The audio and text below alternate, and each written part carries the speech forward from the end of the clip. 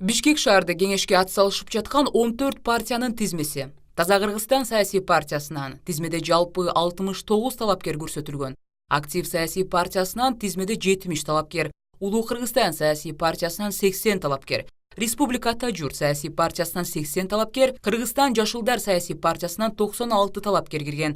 Кыргызстандын элдик демократиялык саясий партиясынан 69 талапкер, Демократ саясий партиясы 88, Кыргызстандын Коммунисттер партиясынан 70, Аалам саясий партиясынан 72 талапкер кирген.